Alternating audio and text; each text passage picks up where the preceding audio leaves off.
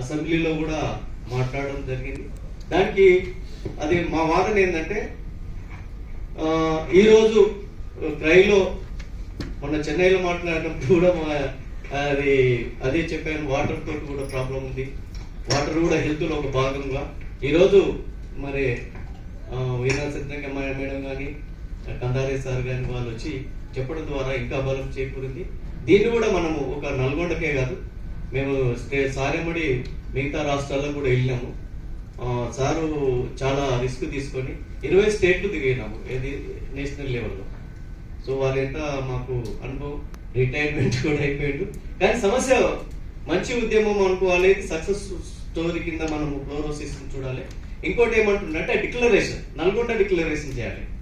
ఎట్లా అంటే భోపాల్ డిక్లరేషన్ ఎట్లా చేశారో ఫ్లోరోసిస్ మీద నల్గొండ డిక్లరేషన్ చేయాలనేది కూడా మేము డిమాండ్ చేస్తా ఉన్నాం. ఎందుకంటే ఇప్పుడు ఇరిగేషన్ వాటర్ ఇస్తే అప్పుడు ఏమైనా ఫుడ్ నుంచి మార్పు వస్తుంది అనేది మనం గ్రహించాలి. దానికి ఎవరి ద్వారా మనకు సైంటిఫిక్ గా రావాలంటే ఎన్ఐఎంఏ. సో ఆ రకంగా కూడా మనము చూస్తా ఉన్నాం. రెండవది ఏంటంటే కందారే గారు ఒక ప్లాన్ చేశారు, అది ఇప్పటిదాకా చెప్పింది షేర్ కూడా చేసిండు.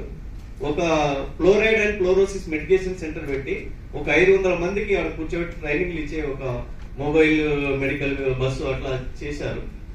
కానీ దురదృష్టవశాత్తు మేము కలెక్టర్ తో కొట్లాడి 8 ఎకరాల భూమి చౌటుప్పల్ దగ్గర కూడా తీసుకున్నాం. హైదరాబాద్ ఇంటర్నేషనల్ ఎయిర్పోర్ట్ దగ్గర ఉంటుంది, హైదరాబాద్ ఎన్ఐఎం దగ్గర ఉంటుంది, నల్గొండకు దగ్గర ఉంటుంది అన్న కాన్సెప్ట్ తోటి నేషనల్ లెవెల్ ఇక్కడ అనుకున్నప్పుడు బీజేపీ గవర్నమెంట్ దీన్ని ఏంటంటే arsenic and fluoride medication centre అని చెప్పేసి వెస్ట్ బెంగాల్ తరలించారు. సో అది దురదృష్టమే అనుకోవాలి.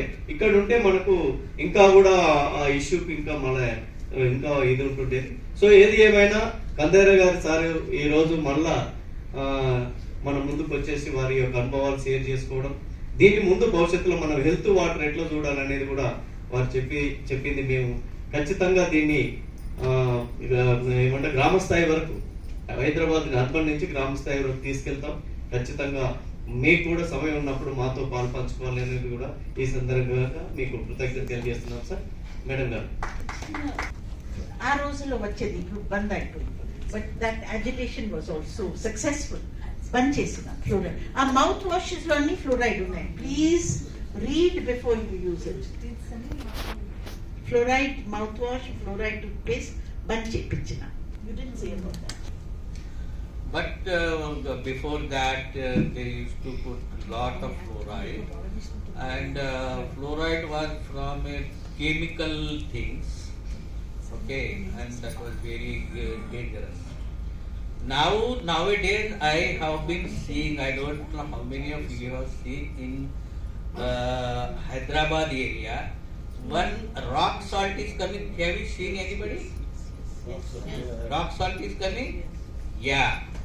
This rock salt is coming from Rajasthan, okay.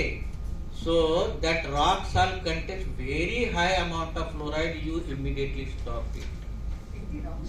My request is, because we are against iodization. It is organic molasses. no. Because that's not iodized.